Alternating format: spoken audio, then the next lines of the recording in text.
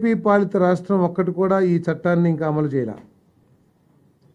వాళ్ళు బీజేపీ పాలిత రాష్ట్రాలు చేయలేదు, కానీ వైఎస్ఆర్ కాంగ్రెస్ పార్టీ మాత్రం ఆదరాబాదరా ఏదో కొంప ఇదైపోయినట్లు ఈ చట్టాన్ని తీసుకొచ్చి రాష్ట్రంలో సన్న చిన్నకారులు నిద్ర లేకుండా చేసిందని చెప్పేసి మనం చేస్తా ఉన్నాను. భూ యజమానులు అందరూ కూడా కలవరపాటు గురయ్యారు. కానీ సన్న చిన్నకారు రైతులు ఎవరైతే ఉంటారో వాళ్ళు కంటి మీద కునుకు లేకుండా బాధలు పడ్డారని చెప్పేసి కూడా మీ దృష్టికి తీసుకొస్తా ఉన్నాను నేను.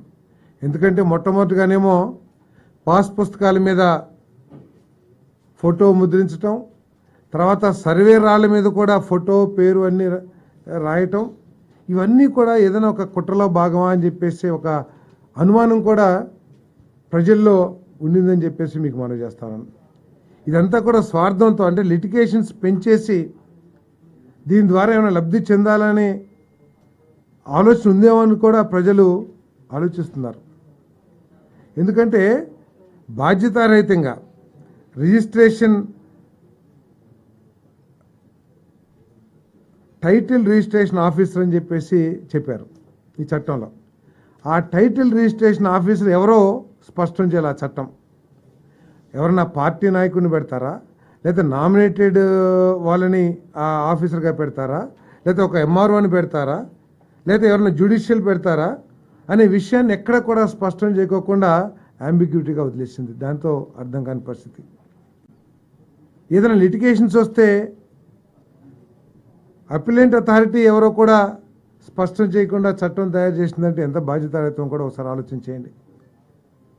ఈ సివిల్ కోర్ట్స్ ఏదైతే ఉంటాయో, జిల్లా లేకపోతే ఇంకా తాలూకా కోర్టులు ఏదైతే ఉంటాయో, వాటికి ఎవరికి కూడా జ్యూరిస్డిక్షన్ ఇవ్వకుండా నేరుగా హైకోర్టుకే జ్యూరిస్డిక్షన్ ఇచ్చిందంటే పేదవాడు, కొంత భూమి ఉన్న పేదవాడు కానీ, లేకపోతే ఒక 20 సెంటు లేకపోతే ఎకరం ఉన్న భూమి ఉన్న పేదవాడు, అతను హైకోర్టు లాయర్కి ఫీజులు ఇచ్చి హైకోర్టుకి వెళ్ళగలడా?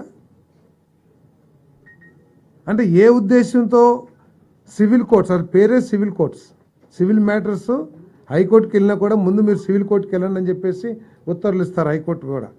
అటువంటి సివిల్ కోర్ట్స్ని తీసేసేయాల్సిన అవసరం వచ్చిందో కూడా ఇక్కడ అర్థం కాని పరిస్థితి. ఇటువంటి భయాందోళన పరిస్థితుల్లో, ఎందుకంటే మనకి ఒక ఎస్టాబ్లిష్మెంట్ రెవెన్యూ లాస్ ఉన్నాయి మన రాష్ట్రంలో మొట్టమొదటి నుంచి కూడా. ఏదో చిన్న చిన్నవి ఉంటే వాటిని ఎనామిలీస్ అన్నీ కూడా మనం తీసేయడానికి ప్రయత్నం చేయొచ్చు, కానీ ఈ విధంగా స్వార్థపూరితంగా దోచేయాలన్న ఆలోచనతో ఒక యాక్ట్ తీసుకురావటం అనేది చాలా బాధాకరం అని చెప్పేసి మనం చేస్తాను. మరి ప్రజలకు భరోసా కల్పించడానికి మరి ఈ చట్టాన్ని రద్దు చేయాలని చెప్పేసి క్యాబినెట్ తీర్మానించింది.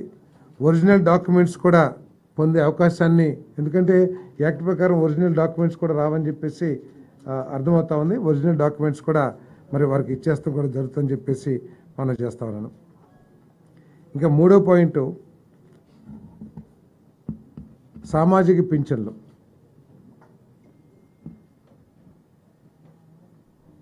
దాదాపు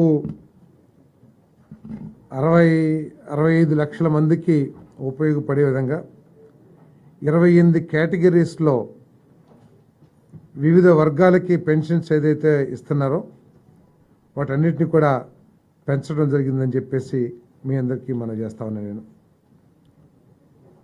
3,000 నుంచి 4,000 రూపాయలకి ఈ పెన్షన్ను పెంచడం జరిగిందని చెప్పేసి మనం చేస్తా ఉన్నాను. ఏదైతే చంద్రబాబు నాయుడు గారు, పవన్ కళ్యాణ్ గారు, కూటమి నాయకులందరూ కూడా మా ప్రభుత్వం రాగానే మొట్టమొదటి మాసమే పెన్షన్లు పెంచి ఇస్తామని ఏదైతే హామీ ఇచ్చారో దానికి అనుగుణంగా ఈరోజు పెన్షన్లు పెంచే కార్యక్రమం జూలై 1వ తారీఖు నుంచి పెన్షన్ పెంచే కార్యక్రమం చేయబోతున్నామని చెప్పేసి మనం చేస్తాం. దాదాపు 65 లక్షల మందికి, 65.3 లక్షల మందికి ఈ పెంపుదల మూలంగా లబ్ధి చేకూరుతుందని చెప్పేసి కూడా మీ అందరికీ మనం చేస్తాను. ఇక్కడ ఆలోచించాల్సింది ఏమిటంటే, పోయిన ప్రభుత్వం 1000 రూపాయలు పెంచడానికి 4 సంవత్సరాలు తీసుకుంటే, ఈరోజు చంద్రబాబు నాయుడు గారి నాయకత్వంలోని ప్రభుత్వం 1000 రూపాయలు పెంచడానికి కేవలం ఒక 10-15 రోజులు మాత్రమే తీసుకోవటం దీంట్లో సంతోషించదగ్గ విషయం అని చెప్పేసి కూడా మీ అందరికీ మనం చేస్తాను.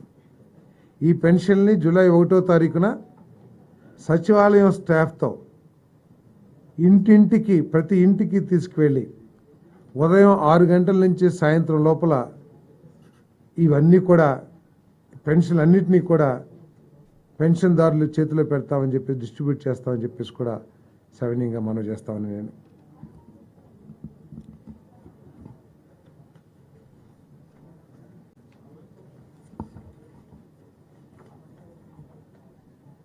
మరి ఒక కేటగిరీ ఫిజికలీ డిజేబుల్డ్ పర్సన్స్కి 3,000 నుంచి 6,000 రూపాయలు, పూర్తి అంగవైకల్యంతో ఉన్న వాళ్ళకి 5,000 నుంచి 15,000 రూపాయలు కూడా పెంపుదల కూడా ఇవ్వబోతున్నామని చెప్పేసి కూడా నేను మనవి చేస్తాను. కొన్ని క్రానిక్ డిసీజెస్ ఉన్న వాళ్ళకి లివర్ డిసీజు, అదేవిధంగా ఎలిఫెంటాసిస్